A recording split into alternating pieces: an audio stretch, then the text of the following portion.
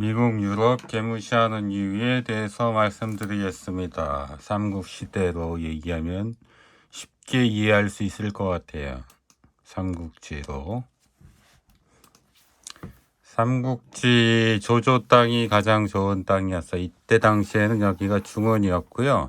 개발이 되기 전이었고 여기는 진짜 시골 동네로 평가를 받았던 데인데 국력을 대충 뭐 7대 2대 1 정도로 볼 수 있었다 그런 얘기를 하더라고요.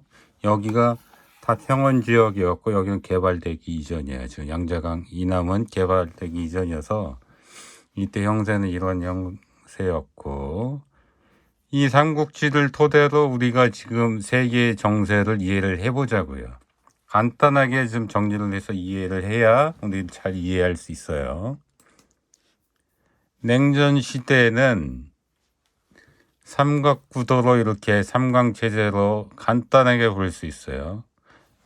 미국, 소련, 유럽, 그리고 나머지 뭐 아시아, 우리나라 뭐 이렇게 있지만 그거는 간단하게 보기 위해서 기타로 넣자고요. 미국에서는 소련을 견제하기 위해서 유럽이 굉장히 필요했던 시기예요. 유럽하고 협력이 유럽을 키워줘야 되는 그런 상황에 있었던 거예요. 근데 소련이 붕괴하고 나서는 굳이 유럽을 키워줄 필요가 없는 상황이 온 거고 약간의 역할에 대해서 혼란이 있던 시기예요. 이게 미국에서. 지금에 와서는 이제 중국이 부상을 하고 있는 상황이어서 미국에선 근데 아직 많이 미국을 따라오지는 않아서 미국을 견제하는 데 있어서 트럼프가 소련만큼 유럽을 엄청 필요하는 상황은 또 아닌 거예요. 이 푸틴 러시아를 엄청난 강대로 보는데 그렇게 볼 필요 없고 이 삼강체제에서는 유럽의 하나로 보면 돼요. 러시아는 엄청난 강대국이 아닙니다. 유럽의 그냥 하나로 유럽의 범주 안에 있는 거로 보면 되고 이런 상황이고 지금 상황 이런 상황이고 이 상황을 제대로 설명하기 위해서 쉽게 설명하기 위해서 제국이론이라는 거가 제가 지환이론 정확한 얘기는 지환이론이지만 이름 자체는 제국이론이 더 좋은 것 같아서 제국이론으로 했는데 내용은 굉장히 쉬워요. 커지는 놈 맞고 싶다가 주 내용이야. 커지는 놈 맞고 싶다가 주 내용인데 커지는 놈 맞고 싶다도 두 가지가 있는 거지. 하나는 제일 커지는 놈 맞고 싶다. 이게 제일 중요한 거이긴 해요. 그러나 나머지들도 맞고 싶다. 이 내용이거든요. 어려운 내용 없어요. 그죠?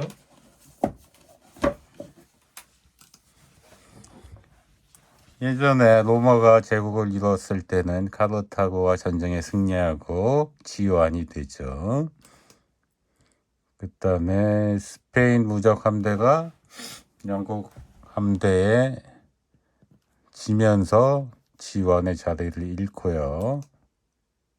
영국이 러시아하고 그레이트 게임을 해서 러시아가 크는 걸 잘 막았어요. 이게 제국 이론이에요. 어려운 거 없죠. 영국이 러시아 크는 놈 막는 거. 이게 그레이트 게임이고 이거는 영국이 잘했습니다. 그러나 독일은 잘 막지 못했어요. 이게 영국 수상이고 체인벌린 수상이고 히틀러죠. 영국이 러시아는 잘 막았는데 독일은 잘 막지 못했다. 제국 이론에 실패한 거죠. 그 다음에 이제 지화는 미국이 됐는데 지화는 러시아를 제국 이론에 따라서 큰 놈 막고 싶다. 수전을 막는 거를 성공했어요. 근데 새롭게 크는 놈은 중국입니다. 그러니까 미국은 중국 막아야 된다 이런 거죠.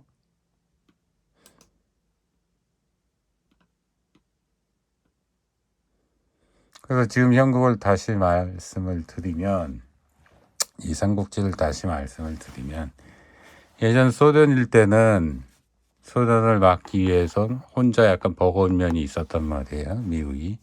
유럽이 엄청 필요한 거고. 유럽을 엄청 도와준 건데 지금 입장에서는 중국을 막는데 유럽이 엄청나게 필요한 거는 아니에요. 미국 입장에서는. 그래서 중국이 크는 것도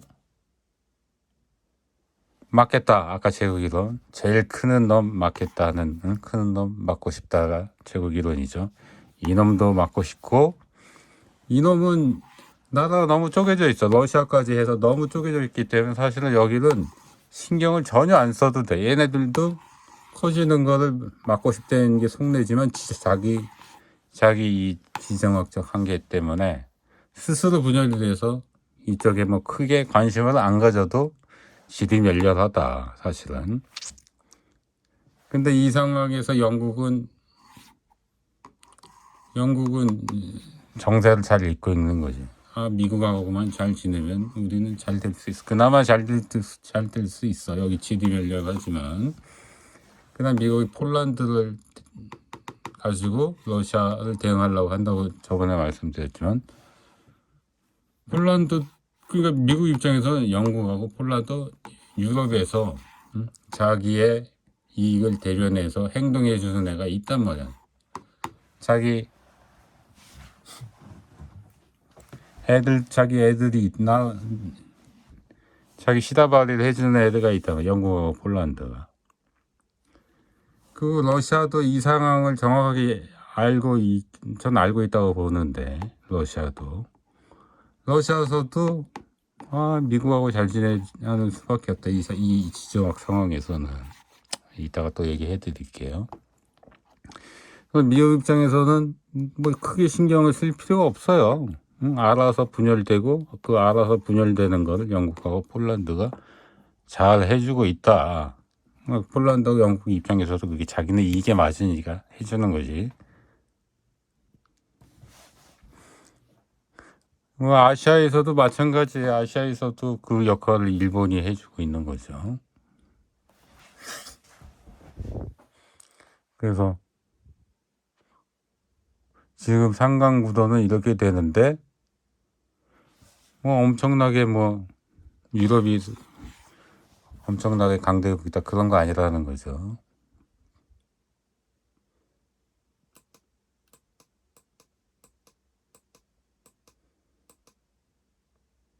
유럽은 영원히 강대국이 못 된다. 응?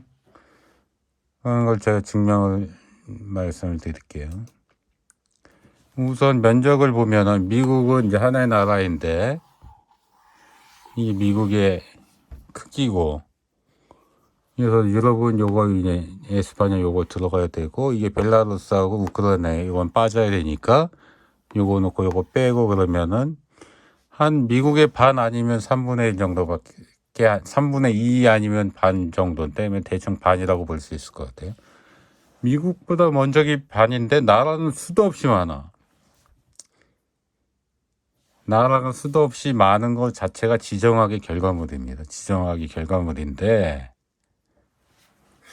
나라가 하나라는 거는 그래서 엄청나게 통합이 되어 있다라는 결과물인 거고 나라가 이렇게 여러 개 엄청나게 분열되어 있다는 거는 거기는 분열되어 있다라는 결과물인 거예요. 국경은 그 통합과 분열의 결과물을 얘기해 주는 거. 이미 얘기해 주고 있어. 이게 나라가 있다는 거, 국경이 쪼개져 있다는 거는 그걸로 내용이 끝난 거예요. 유럽이 힘을 합쳐서 어떻게 할 수 있다? 안 되는 거지. 힘을 합치기 위해서는 연방제 국가로 가야 돼. 연방제 국가로 가야만 미국과 이제 대등하게 경쟁할 수 있는 거지.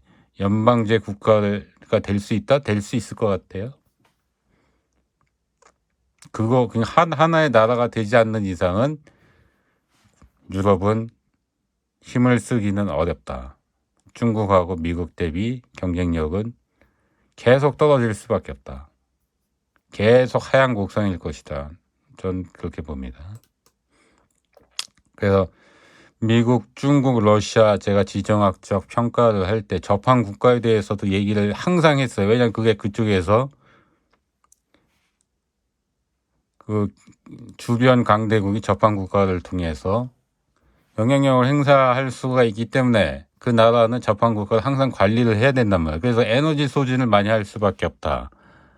그래서 접한 국가를 그걸 따져봐야 된다라고 제가 항상 얘기를 했었는데, 유럽은 접한 국가도 얘기를 해야 되지만 자기 내부에 분열되어 있는 것도 얘기를 해야 돼. 얘네들 하나이기 때문에 내부 분열되어 있는 거에 얘기할 필요가 없잖아요. 얘네 내부 분열을 하나로 만드는 거에 대해서 또 엄청난 에너지를 쏟아야 된다는 거예요. 그러니까 하나 일대하고 여러 개 분열되어 있대하고는 하늘과 땅 차이의 그 지금 상황인 거예요. 이거 여러 나라를 하나의 국가처럼 만들어내는 엄청난 에너지가 거기 공을 들여야 되는 거예요. 그게 가능할지도 모르겠고. 접한 국가가 문제가 아니라 이거는 이제 내부적으로 엄청난 게 분열되어 있는 국가가 있다는 것 자체는 지정학적 엄청난 그건 약점인 거예요. 이 지정학을 게임 이론으로 또 설명을 해볼게요. 이거 이렇게 어려운 거는 전혀 없어요. 전혀 없으니까 아주 쉬운 거로 얘기를 할 거니까 들어보세요. 게임 이론을 경제학에서 제일 많이 게임 이론이 경제학 이론은 아닌데 경제학에서 제일 많이 써요. 그래서 일의 게임이 뭐냐? 우리가 외국의 시장 여행을 가서 시장을 갔는데 거기서 거래를 한다. 뭐 물건을 산다. 여행 물품을 산다. 기념품을 산다 하는 그거 생각하면 돼요. 그럼 그 거래는 시장의 그 상인 입장에서는 그 여행객이 한 번 보고 말 사람이에요. 그 사람은 다시 안 봐. 그 거래 한 번이면 끝이야. 그게 이제 일의 게임인 거야. 거래가 한 번 일어난다. 그 사람은 그때 어떤 일이 일어나느냐? 바가지가 일어난다는 거예요. 바가지가. 무한 반복 게임은 뭐냐? 이건 내국인을 위한 거래예요. 같은 나라 사람이 시장을 갔는데 바가지를 안 씌워. 왜 바가지를 안 씌워? 계속 볼 사람이기 때문에 그런 거죠. 계속 볼 사람이기 때문에 바가지를 못 씌우는 거죠. 그러니까 일의 게임일 때는 신뢰관계가 형성이 안 돼서 거래 비용이 엄청나다는 거예요. 근데 무한 반복 게임, 똑같은 거래인데 무한 반복 게임이 되면은 거래 비용이 확 낮아지면서 거래가 확 늘어나는 거지. 이게 책 사피엔스가 얘기하는 모든 것이거든요. 일의 게임을 같은 거래, 시장 거래인데, 매매 거래인데 이 일의 게임을 무한 반복 게임으로 만들어낸다 그러면 거래 비용이 확 낮아지면서 신뢰 사회가 되면서 그렇게 만들어내는 모든 체계들이 바로 사피엔스가 말하는 건데, 그런 거는 종교, 문화, 공통생각 체계, 공통경험, 이런 게 바로 신뢰사회를 만들어낸다는 거예요. 그럼 이제 신뢰사회이기 때문에 서로 오해가 없고 그러면은 조직이 커지는 거지. 그래서 조직을 크게 만드는 요인들이 국가를 크게 만들고 국가를 탄탄하게 만드는 것들이라는 거예요. 그렇죠? 이거에 가장 큰 역할을 하는 게 이제 종교, 문화, 공통 경험도 있지만 바로 국경이라는 거예요. 국경. 제일 크게 만드는 게 국경이라는 거예요. 국경. 하나의 나라. 하나의 나라는 신뢰관계가 엄청나게 있어. 지금 리피티드 게임을 하는 거야, 자기들끼리. 근데 분열돼 있다?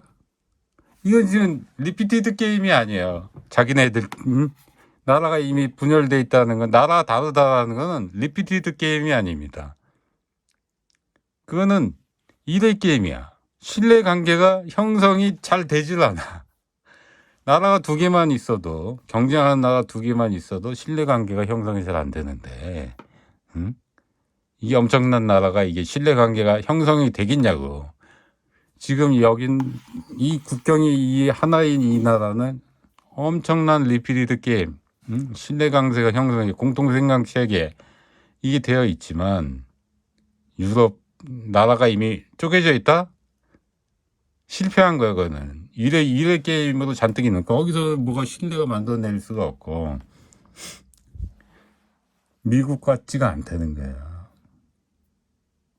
미국 하나로 있을 때와 나라가 엄청나게 쪼개져 있는데 두 개가 경쟁을 하면 수준 차이가 엄청나죠.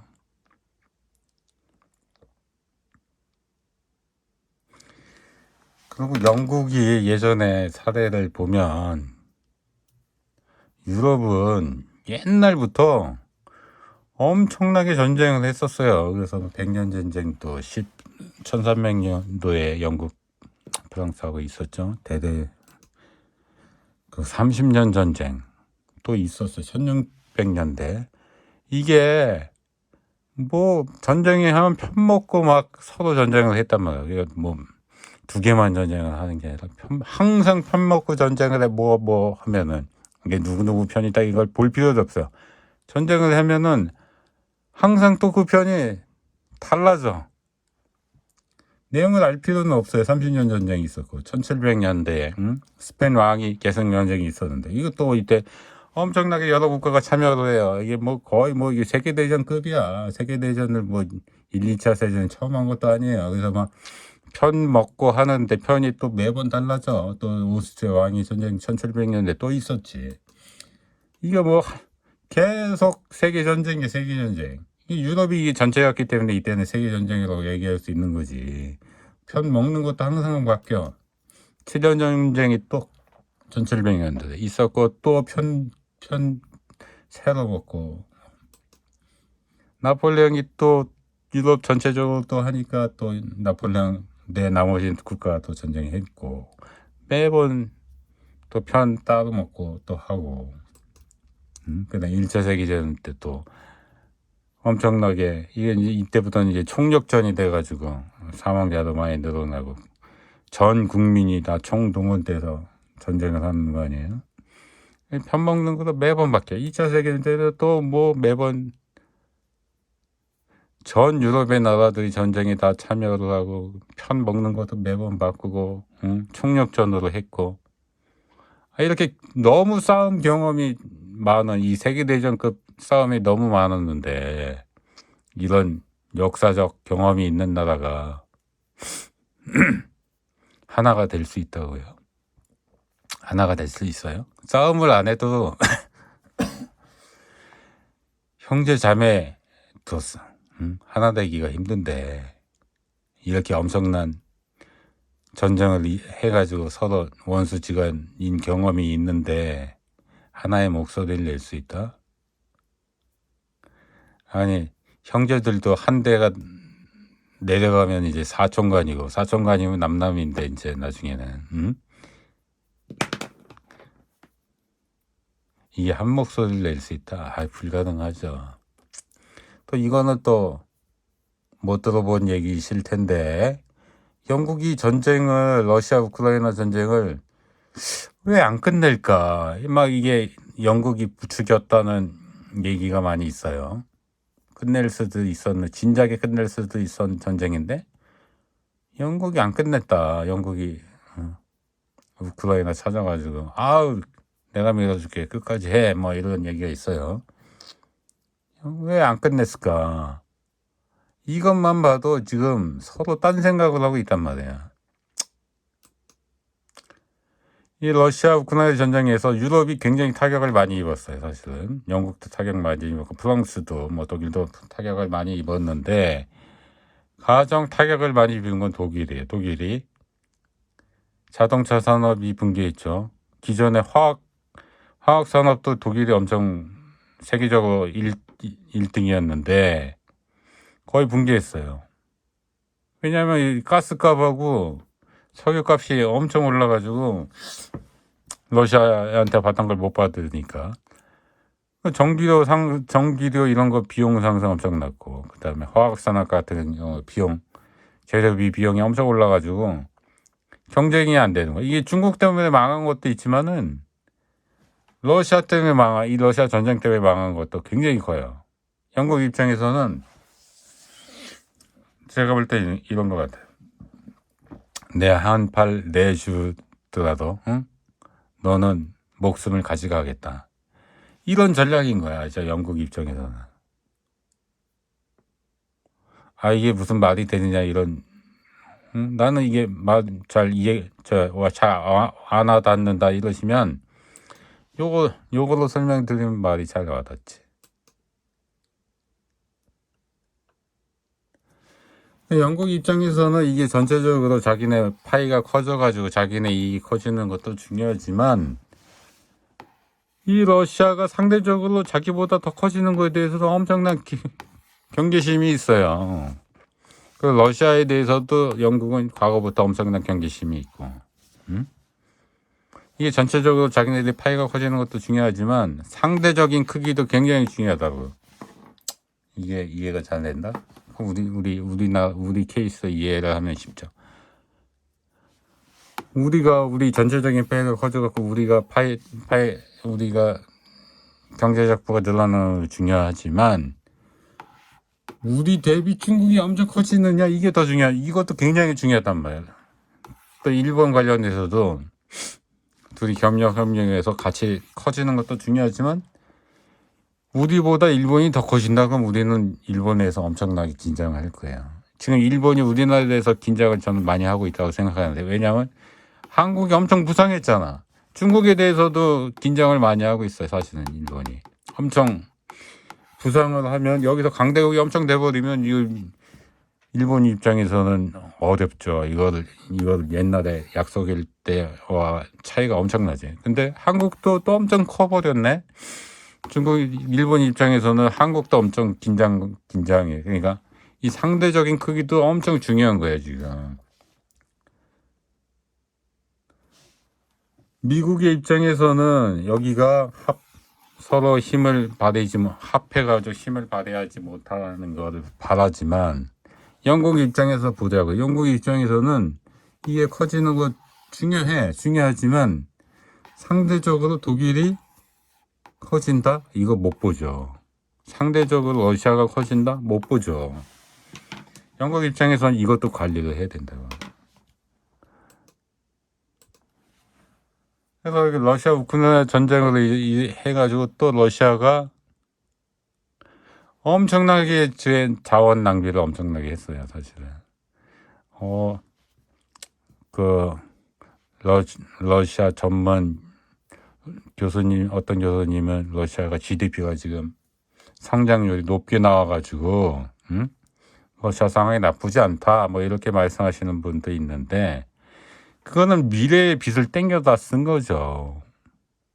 어느 나라나 빚을 땡겨다 쓰면은 그 GDP 올라가요. 그러나 그거에 대한 이제 요구서가 이제 오는 거지. 전쟁 끝나면 그거 다 갚아야 될 거지. 어디서 툭 떨어진 게 아니에요. 그거 지불 요구서가 날라온다고. 그래서 엄청나게 자원을 낭비한 거지. 전쟁을 하면서. 러시아가 좋은 상황이라는 건 아니에요. 지금 단기간으로 버틸 수 있다라는 거지. 러시아는 이 전쟁을 하면서 엄청나게 에너지 경쟁력을 까먹었어요. 아니, 명나라가 망했을 때 그 큰 이유 중에 하나가 임진왜란할 때 군대를 파견해서 명나라가 망한 하나의 이유이다. 이렇게 전쟁을 한다는 거는 엄청나게 국력을 갉아먹는 거예요, 이게. 그렇다고 뭐 러시아가 이 전쟁을 해가지고 엄청나게 뭐 가져가는 거 있나? 우크라이나 땅 가져가는 거. 그 땅 가져가지고 러시아가 이득 보는 게 크게 없어요. 안보적인 이익이 있지. 눈에 안 보이는 경제적인 이익은 없어. 그리고 그 엄청 중요한 전략적 무기들도 엄청 파괴가 많이 돼 있는데 이거는 뭐 30년, 10년 안에 뭐 만들기 어렵다 이런 얘기가 있어요. 이 전쟁을 치름으로써 영국은 일타쌍피를 한 거예요. 독일이 자동차 산업 붕괴했고 화학 산업 붕괴했어요. 그럼 독일에 뭐가 남아요? 독일도 거의 영국 비스무리한 나라가 돼가고 있는 거예요, 지금. 응? 영국 입장에서 쾌재를 부르는 거지. 아이고, 너라도 잡아야 되겠다. 내가 잘 나가는 것도 중요하지만 너가 못 나가는 것도 중요하다. 러시아 엄청 국력 낭비했어요. 이거 진짜 한 단계 다운그레이드 됐어. 그래서 영국은 일타쌍피를 한 거예요. 영국. 그래서 이것만 봐도 벌써 지금 유럽이 한 목소리가 아니라는 얘기예요. 한 목소리가. 한 목소리를 어떻게 내? 한중일이 한 목소리 낼 수 있겠어요? 전쟁도 엄청나게 했어. 우리보다도 더 많이 했잖아요. 유럽이.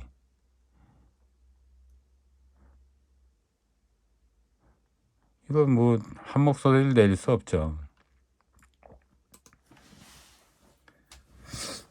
그리고 역사적으로 합종이 진나라, 나머지 나라, 전국 칠흥 시대 때 진나라와 나머지 6개 나라가 합종을 해서 진나라를 대항하다. 이런 합종이 성공한 사례가 없습니다. 역사적으로.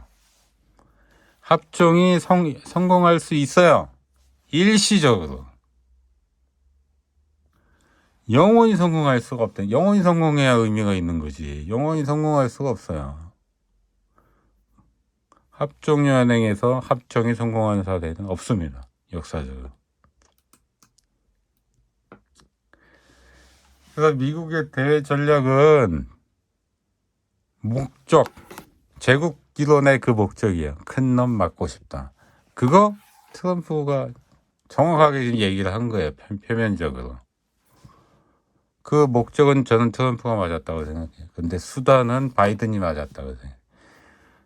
수단이 너무 깡패적이잖아요. 막 동맹도 패고 막 관세도 막 때리고 막 나라들 무시하고 이렇게 정치적으로 세부적 세밀하게 이렇게 할 필요가 있는 거지. 동맹은 좀 다독이면서.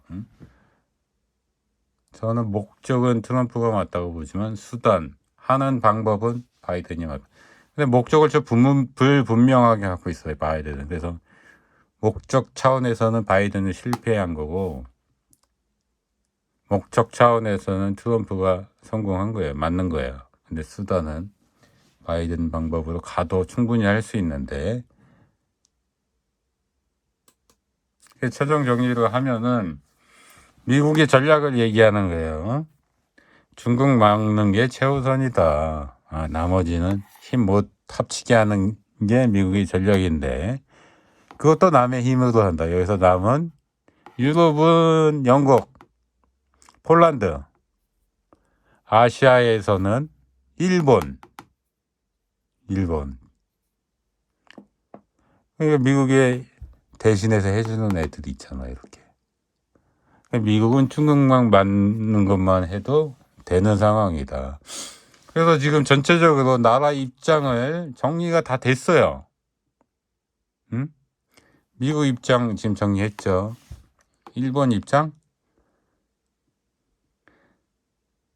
아시아에서 미국의 입장에 따라서 미국과 친하게 지내면서 미국하고만 친하게 지내는 게 제일 중요해. 미국의 입장.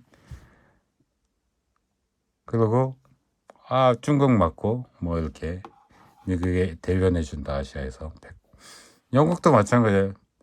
유럽에 아시아에 일본이 있다면은 유럽에 영국이 있는 거야.